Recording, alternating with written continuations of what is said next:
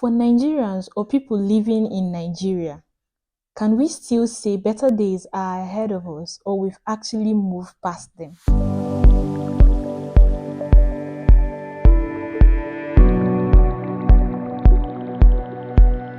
Hi lovelies, I'm Alexa and welcome to another episode of Real Talk with Alexa. Today I want us to discuss the Nigerian economy, focusing on one thing that has affected every fiber of the economy, which is the removal of fuel subsidy. I'd also like to intimate you on why the removal of fuel subsidy was actually a necessary evil. On May 29th, 2023, President Bola Tinubu, during his acceptance speech, informed Nigerians of the removal of fuel subsidy, which resulted to an increase in the fuel pump price across the 36 states of the Federation before the end of the said day. Which brings us to the question, why remove fuel subsidy? Or why do I think it is a necessary evil? If you pay close attention to these figures, you will see exactly when subsidy became an unbearable weight around the government's neck. From 2015 to 2020, the average annual cost of subsidy was roughly 600 billion. In 2021, when global commodity prices began to soar post-pandemic, the cost of subsidy hit 1.4 trillion.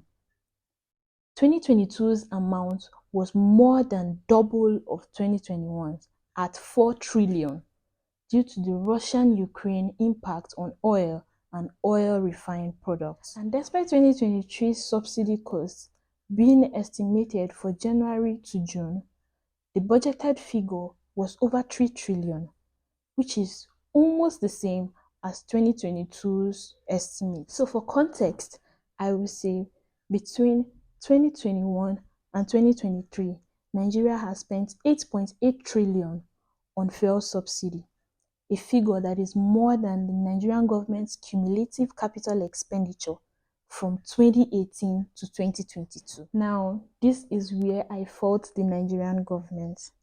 As we all know, actions have consequences, and in decision making, proper planning is a tool.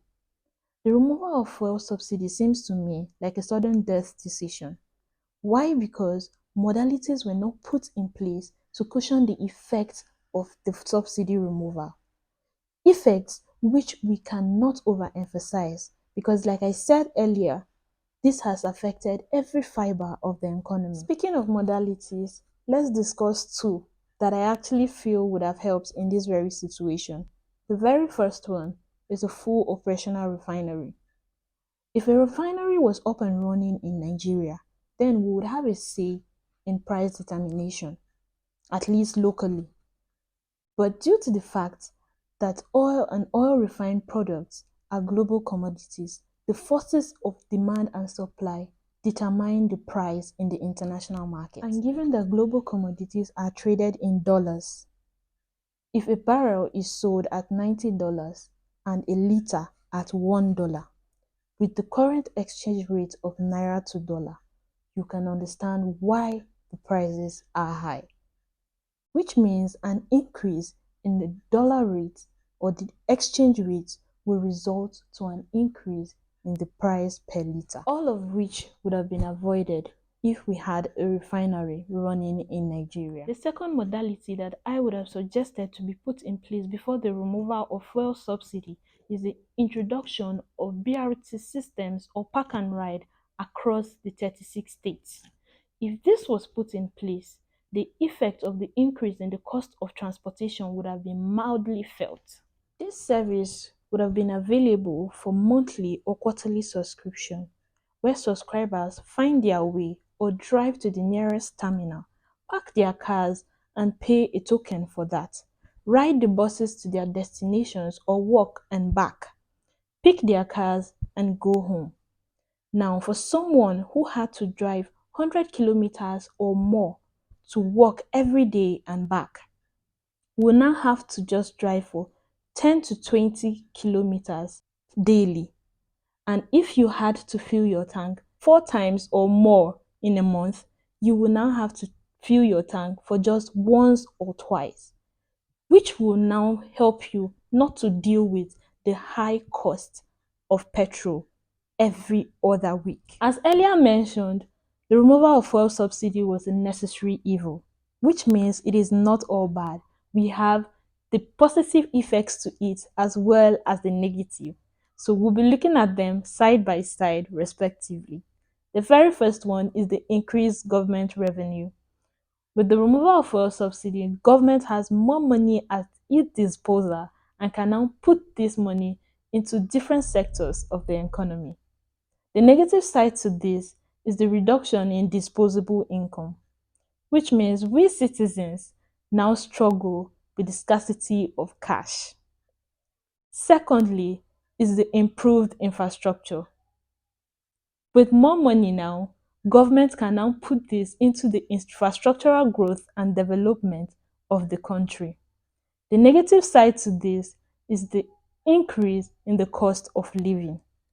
Due to the removal of fuel subsidy, the prices of goods and services are now higher, which means citizens have to spend more. There is higher propensity to consume than there is a propensity to save. Thirdly, it is the efficient use of resources. With more money, they say, comes more responsibility, which means government puts these resources at their disposal into efficient use for the growth and development of the country. The negative side to this is the increase in production costs.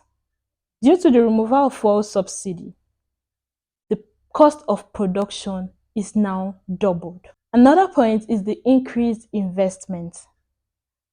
With this fuel subsidy removal, government can now also invest in our future. The negative side to this is the increase in the cost of transportation. Like I earlier said, if modalities were put in place, this wouldn't even be a negative side to this. The last but certainly not the least is the economic diversification. With fuel subsidy removal, we can now look into diversifying our economy by putting into the agricultural sector as well, so we don't solely depend on oil or oil refined products. The negative side to this is the social unrest. Due to the removal of fuel subsidy, the high cost of living, people now resort into crimes, protests, and all. Looking at these effects and judging by the fact that the positive equates the negative, I would say Nigeria is at crossroads between redemption and collapse. Hopefully, it is the former. Although the deed has been done, I would say the government should come up with ways to cushion the negative effects of the fuel subsidy removal. I hope you enjoyed this episode. Please do well to leave a comment below because I would like to know your thoughts on this very topic. Don't forget to like and share. And also make sure you've subscribed to this channel so you see my next one. I will see you in my next episode. Bye for now.